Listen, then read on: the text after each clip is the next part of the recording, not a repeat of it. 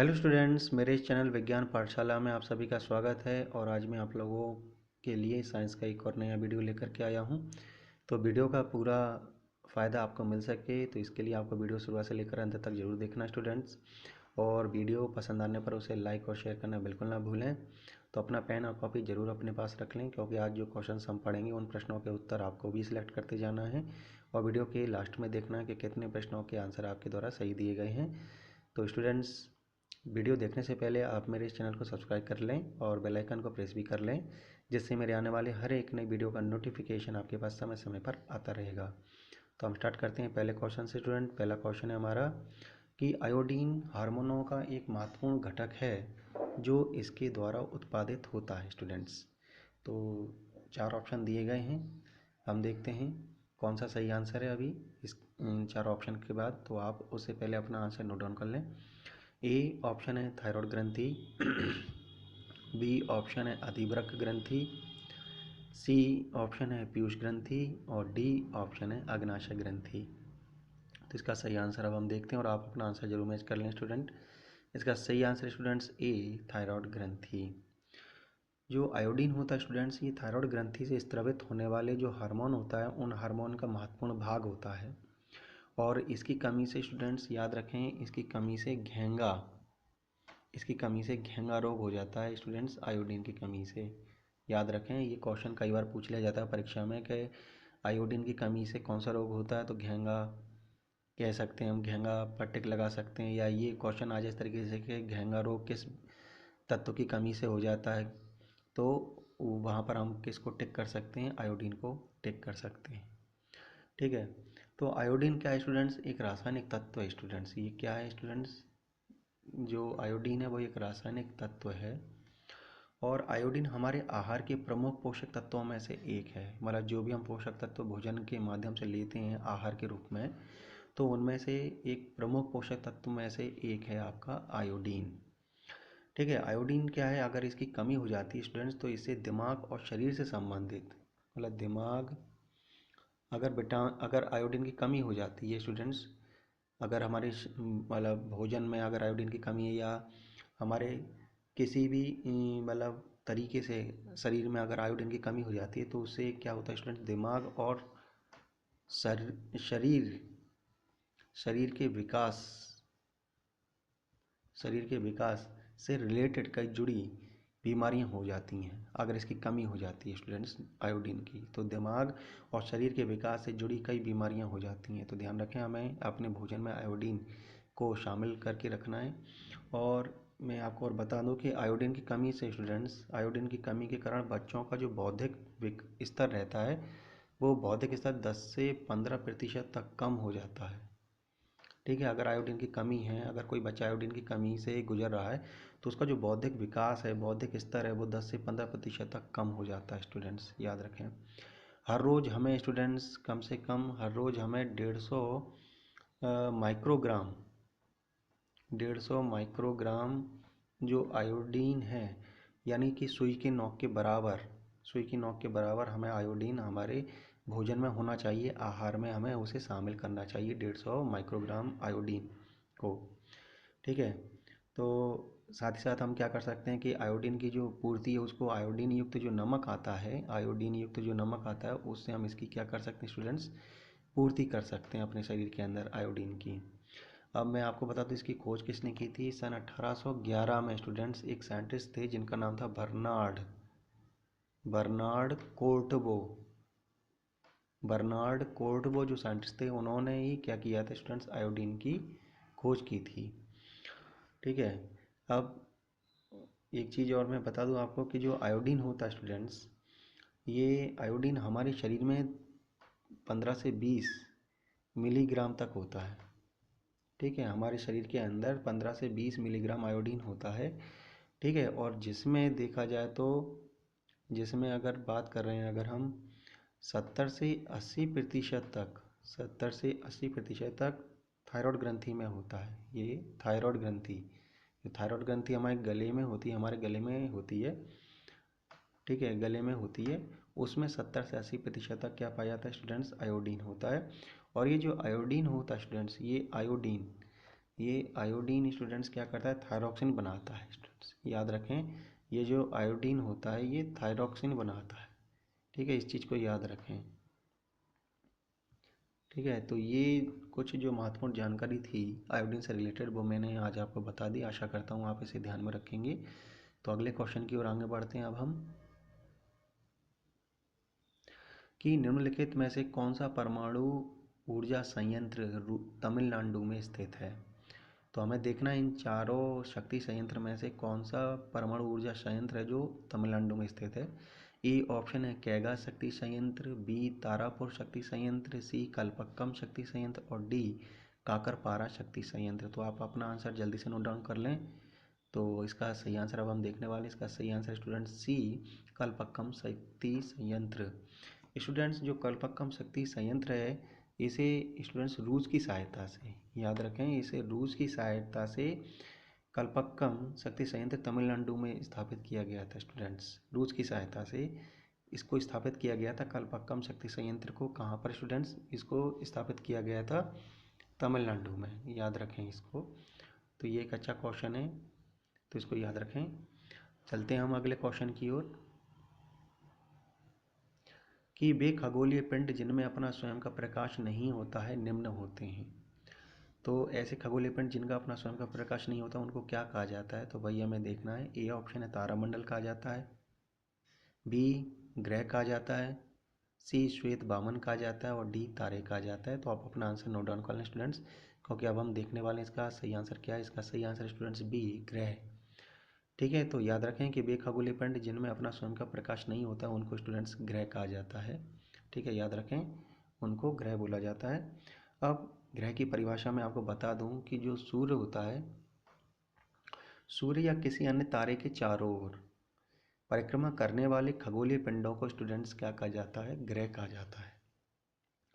अब अंतर्राष्ट्रीय खगोलीय संघ के अनुसार अगर हम बात करें, हमारे सौरमंडल में 8 ग्रह हैं। कितने स्टूडेंट्स, 8 ग्रह हैं, ये याद रखें। पहले 9 ग्रह थे, अब 8 ग्रह हैं हमारे। और ये 8 ग्रह स्टूडेंट्स मैं बता देता हूँ सूर्य से दूरी के अनुसार, यानी कि सूर्य से दूरी के अनुसार ये 8 ग्रह मैं आपको बता दूं कौन कौन से हैं। जैसे कि बुध है, बुध को मरकरी बोला जाता है, शुक्र को वीनस कहा जाता है, पृथ्वी को अर्थ कहा जाता है, मंगल को मार्स कहा जाता है, और बृहस्पति को जुपिटर कहा जाता है, शनि को सैटर्न कहा जाता है, फिर यूरेनस है और फिर नेपच्यून है। तो ये जो 8 ग्रह हैं, ठीक है, ये 8 ग्रह सूर्य से दूरी के अनुसार स्थित हैं। ठीक है, और यही 8 ग्रह हमारे सौरमंडल में उपस्थित हैं। तो याद रखें कि हमारे सौरमंडल में ग्रहों की जो संख्या वो स्टूडेंट्स कितनी है, 8 है।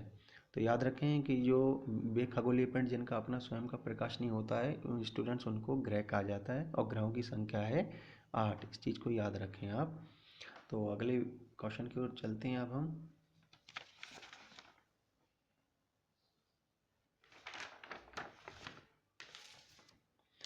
कि किस कोशिका में छिद्रित कोशिका भित्ति नहीं होती है स्टूडेंट्स। तो 4 ऑप्शन हैं यहाँ पर, ए ट्रैकीड, बी चालनीय नलियाँ, सी वाहिकाएं और डी सहचर कोशिकाएं। तो सही आंसर आप नोट डाउन कर लें, क्योंकि अब हम आंसर देखने वाले हैं। इसका सही आंसर स्टूडेंट्स डी सहचर कोशिकाएं। ठीक है, तो याद रखें जो सहचर कोशिकाएं होती हैं स्टूडेंट्स, सहचर कोशिकाएं होती हैं उनमें कोशिका भित्ति नहीं होती है। याद रखें, उनमें कोशिका भित्ति नहीं होती है। ठीक है, इस चीज़ को याद रखें। ठीक है, अगले क्वेश्चन की ओर अब हम आगे बढ़ते हैं। तो याद रखें कि किस कोशिका में छिद्रित कोशिका भित्ति नहीं होती स्टूडेंट्स, तो वो होती हैं सहचर कोशिकाएं। इस चीज़ को याद रखें। तो अगले क्वेश्चन की ओर अब हम आगे बढ़ते हैं, कि हमारे शरीर का कौन सा तंत्र संक्रमण की प्रतिक्रिया के रूप में सक्रिय होता है। ठीक है, जब हमारे शरीर में किसी प्रकार का कोई संक्रमण हो जाता है तो कौन सा तंत्र है जो सक्रिय हो जाता है उस रोग से लड़ने के लिए स्टूडेंट।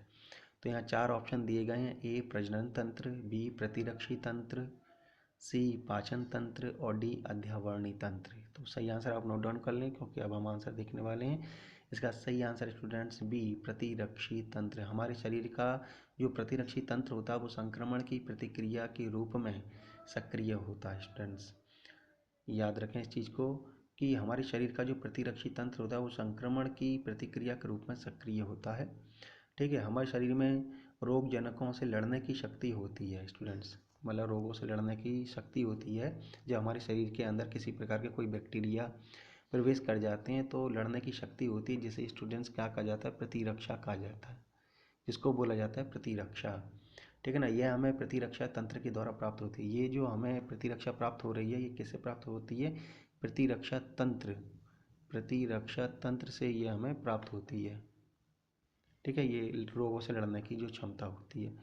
तो याद रखें स्टूडेंट्स कि हमारे शरीर का प्रतिरक्षी तंत्र तंत्र संक्रमण की प्रतिक्रिया के रूप में सक्रिय होता है। तो वो जो तंत्र जो सक्रिय होता है वो होता है स्टूडेंट्स प्रतिरक्षी तंत्र।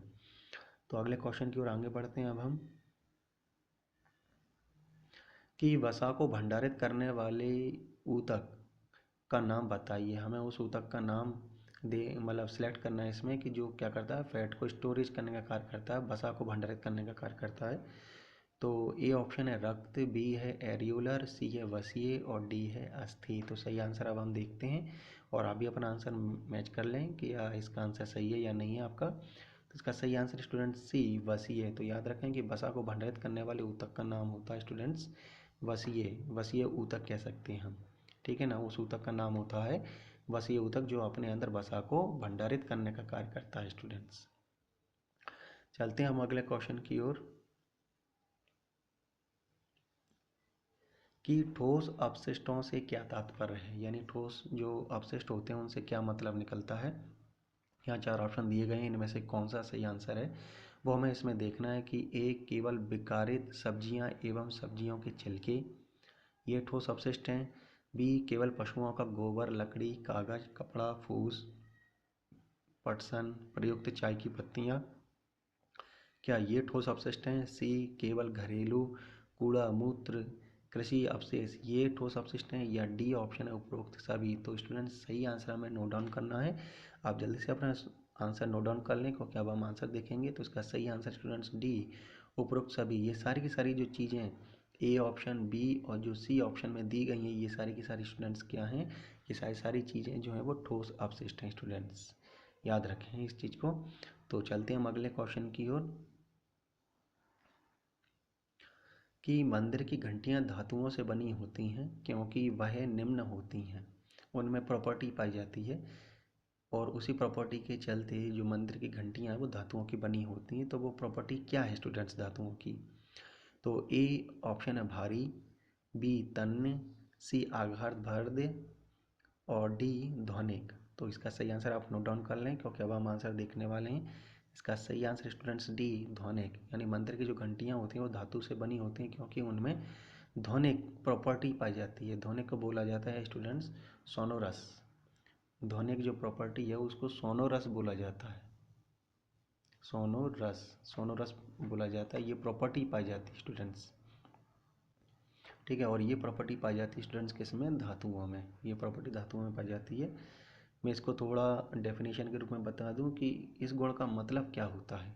ये जो ध्वनिक है इस गुण का मतलब क्या होता है स्टूडेंट, जब दो या दो से अधिक धातु को आपस में टकराया जाता है, जब दो दो या दो से अधिक जो मेटल होती हैं उनको जब आपस में टकराया जाता है तब इनमें क्या होने लगती है स्टूडेंट्स, ध्वनि उत्पन्न होने लगती है।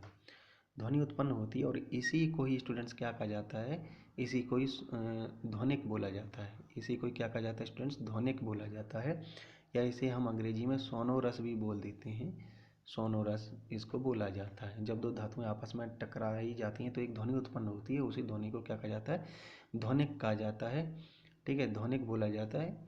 और या अथवा उसको क्या कहा जाता है, सोनोरस बोला जाता है। उदाहरण के लिए हम देख सकते हैं कि हमारे स्कूल में जो घंटी होती है वो धातु की बनी होती है और जब इसे किसी लकड़ी के हथौड़े से पीटा जाता है, ठीक है ना, लकड़ी में कोई हथौड़ा लगा रहता है, हथौड़ा जो कि लोहे का रहता है, ठीक है ना, या किसी दूसरी धातु का रहता है, तो जब उसको टकराया जाता है तो एक तीव्र आवाज़ उत्पन्न होती है, एक ध्वनि उत्पन्न होती है। इसी गुण को क्या कहा जाता है स्टूडेंट्स, ध्वनिक बोला जाता है। इसी गुण को स्टूडेंट्स ध्वनिक कहा जाता है। तो याद रखें कि मंदिर की घंटियाँ धातुओं से बनी होती हैं क्योंकि वह कैसी होती हैं, ध्वनिक होती हैं, क्योंकि उनमें प्रॉपर्टी पाई जाती है, ध्वनिक प्रॉपर्टी पाई जाती है धातुओं में।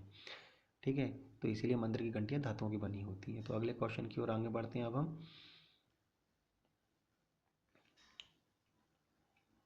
कि किशोरावस्था के दौरान आने वाले परिवर्तनों में से कौन सा एक लड़के से संबंधित नहीं है।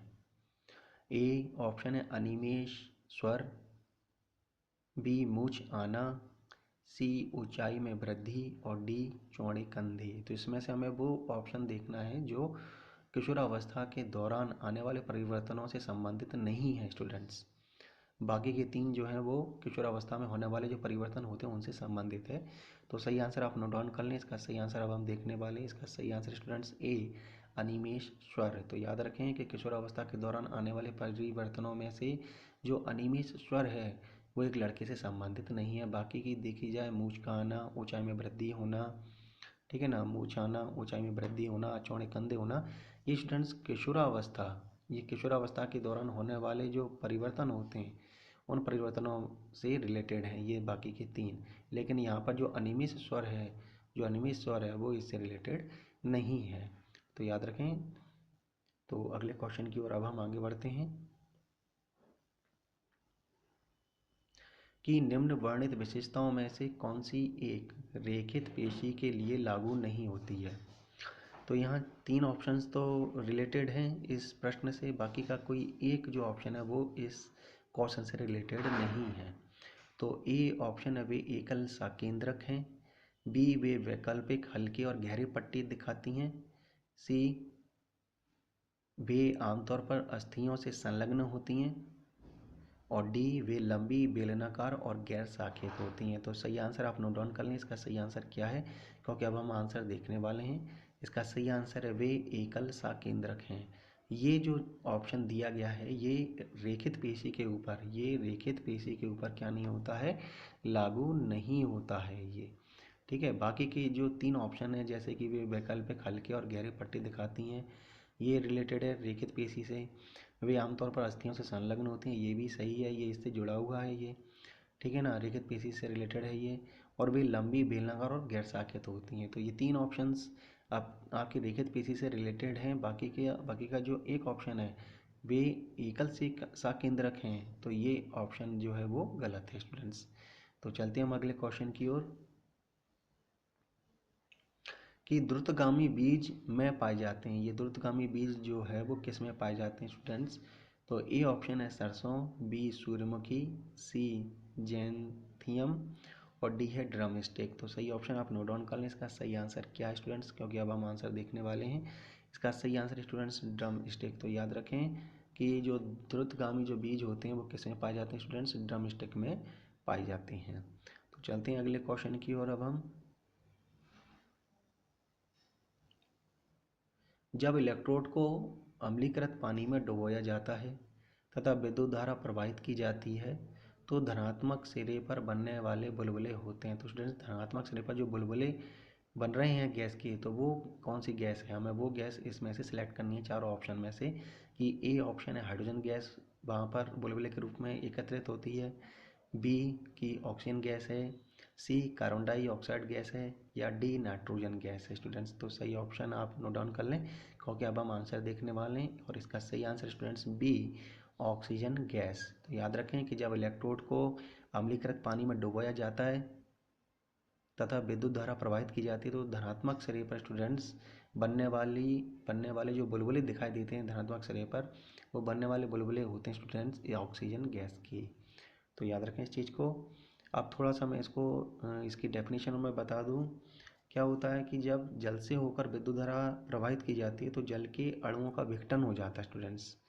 जब जल में से क्या किया जाता है, विद्युत धारा प्रवाहित की जाती है स्टूडेंट्स। जब जल में विद्युत धारा प्रवाहित की जाती है तो जो जल होता है वो अपने अणुओं में टूट जाता है, अणुओं का विघटन हो जाता है और हाइड्रोजन एवं ऑक्सीजन प्राप्त होती है। तो उस कंडीशन में हमें क्या प्राप्त होता है स्टूडेंट्स, हाइड्रोजन प्राप्त होती है और ऑक्सीजन प्राप्त होती है। इसे ही स्टूडेंट्स क्या कहा जाता है, जल का विद्युत अपघटन कहा जाता है। इसी चीज़ को जल का विद्युत अपघटन विद्युत अपघटन विद्युत अपघटन कहा जाता है स्टूडेंट्स। क्योंकि देखा जाए तो जो शुद्ध जल होता है, जो शुद्ध जल होता है, आशुद्ध जल की बात की जा रही है, जो शुद्ध जल होता है वो कैसा होता है, विद्युत का कुचालक होता है। विद्युत का कैसा होता है स्टूडेंट्स, कुचालक होता है, ठीक है ना। तो इस शुद्ध जल को चालक बनाने के लिए क्या किया जाता है, इसमें शुद्ध जल में बहुत कम मात्रा में अम्ल मिला दिया जाता है। ठीक है, तो इस चीज़ को याद रखें। तो जल के विद्युत अपघटन में स्टूडेंट्स क्या होता है, जो जल का जब विद्युत अपघटन होता है तो जो धनात्मक सिरा होता है उस पर ऑक्सीजन गैस रिलीज होती है, उस पर ऑक्सीजन गैस एकत्रित होती है, और जो ऋण सिरा होता है, वहाँ पर स्टूडेंट्स हाइड्रोजन गैस प्राप्त होती है या रिलीज होती है या एकत्रित होती है। तो याद रखें, इस क्वेश्चन को याद रखें कि जब इलेक्ट्रोड को अम्लीकृत पानी में डुबोया जाता है तथा विद्युत धारा प्रवाहित की जाती है तो धनात्मक सिरे पर बनने वाले जो बुलबुले होते हैं वो स्टूडेंट्स ऑक्सीजन गैस के होते हैं। इस चीज़ को याद रखें। तो स्टूडेंट्स, आज का ये वीडियो आपको कैसा लगा, आप अपने कमेंट्स जरूर कमेंट बॉक्स में लिख करके मुझे बता सकते हैं। और आज का वीडियो देखने के लिए आपका बहुत बहुत धन्यवाद। तो नेक्स्ट वीडियो का आप लोग इंतज़ार कीजिए। तब तक के लिए thank you. Have a nice day.